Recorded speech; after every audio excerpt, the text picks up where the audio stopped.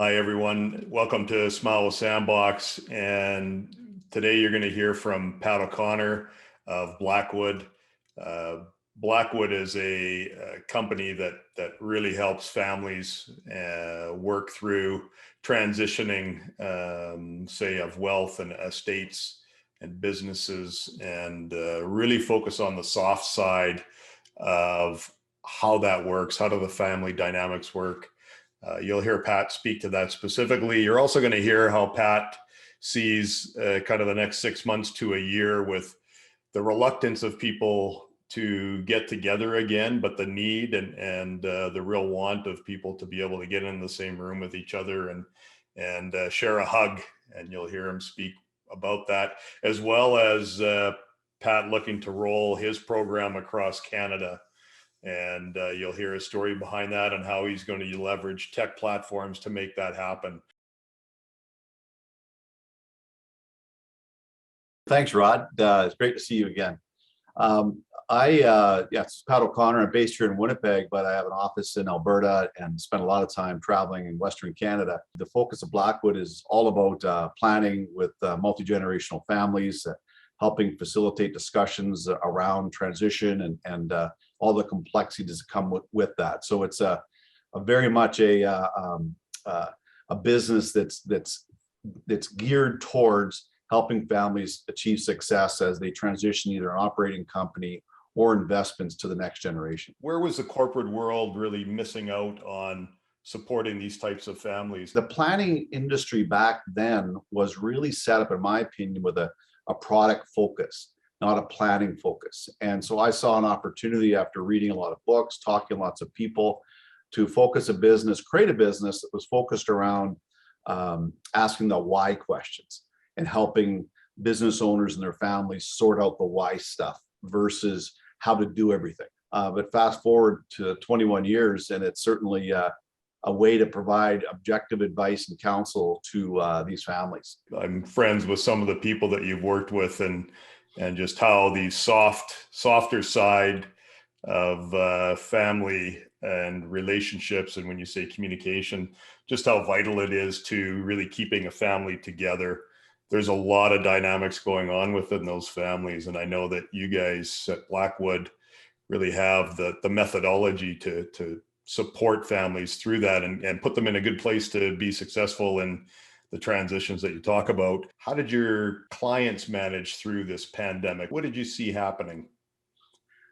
Well, it's interesting. I remember we talked about last time, Rod, on this format, and I was reflecting on some of those thoughts today. Here we are a couple of years into this, and what have we learned? And I think I was probably like most entrepreneurs at the time, when you send all your employees home and you go, oh, well, are they really going to be working from home? Are they going to be watching soap operas or walking the dog and all this kind of stuff? And boy, was I proven wrong. And I was happy about that. So one of the real, I think, great takeaways coming out of this is that we're going to move to a hybrid model to provide more flexibility to staff where they can work from home and also but have a presence here in the office. So that was a huge learning for me.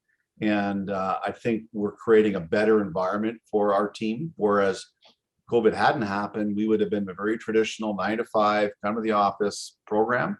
I think also from the work we do with families, given that it's all facilitation work, where you're flying or driving to a hotel or a boardroom, of course, that can't happen or didn't happen. So we moved to the virtual world. So I see a movement back to the in-person meetings, but we're also going to leverage the technology. We're not going to get rid of it. I don't see us ever going back to full on, always have to be live. I think we're going to be able to complement those live meetings annually or quarterly with perhaps monthly quick Zoom catch-up calls. So I think we've learned a lot of the tools that helped us, and we want to enhance that.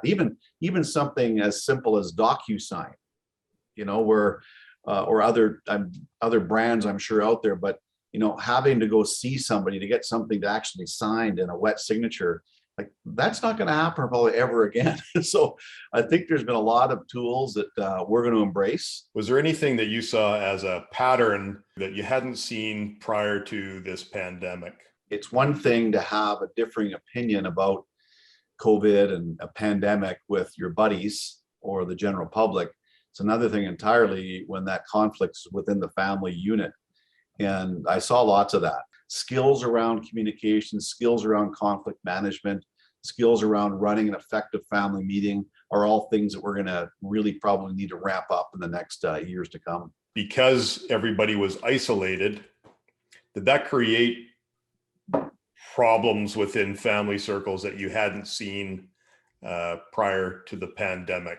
If you can't physically be in the same room, give them a hug, and that's a interesting dynamic none of us have faced, right? And a lot of these families that we support and work with are spread out geographically across North America, and so everybody, it was a challenge. How can you make these virtual experiences personal? How can you create a little more depth to them so that there's actually legitimate sharing and openness? It's a really tough thing to do. And I think it's interesting, Rod, from a staff perspective, we're moving back into, as I mentioned, a bit of a hybrid model, but we most recently had our first live face-to-face team gathering. And the feedback was phenomenal, that people really missed the connection, the eyeball to eyeball, the subtle humor that goes around a table. So I think within their families, they can't wait to spend a day together, or more than just a day, of course, but for me to come in and facilitate work with them in the room. Like it's missing. This virtual world is great. I'm not going to throw that out, but you can't replace that live interaction. What are you fighting against? Like, what's the biggest evil that you guys are dealing with? We're very much hoping we can get back to a quasi-normal state, but I think as COVID lingers on, there will still be reluctancy, of the next 6 months or so to book full-on conferences and gatherings. So again, we're going to need to leverage these tools so that they can stay connected.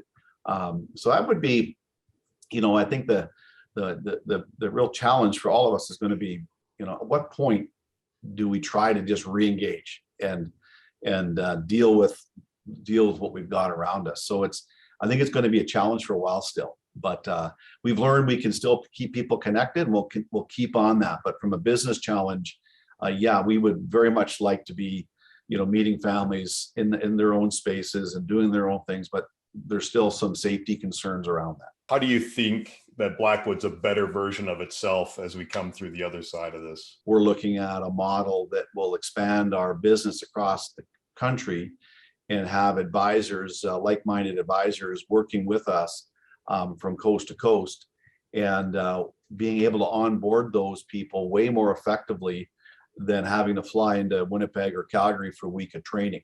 So we're really excited about rolling out this new model come 2022. And it's really allowed us to change our vision of how that model should look, and how we onboard people, how we support people, how we support families. We're going to invest a lot more in technology. We learned that our technology needs to be upped. We need to up our game on technology. So for certain, we're going to be creating a new technological platform that's going to be designed to support our families in a much more robust way, and support our advisors across the country. So we're going to benefit from that as a company, and I think the families we support will certainly benefit. How would you like Blackwood to be remembered for the things that you did to help customers and clients through the pandemic? I'm hoping that our staff, our customers, families we support would look at us and say, yeah, you guys were there for us when we had a challenge or an issue, and you supported us to get us through those. So I think that's would be the legacy, if you will, for us coming out of this pandemic. Always great to catch up with you, and all the best to Blackwood. Thanks, Rod. All the best to you in this project.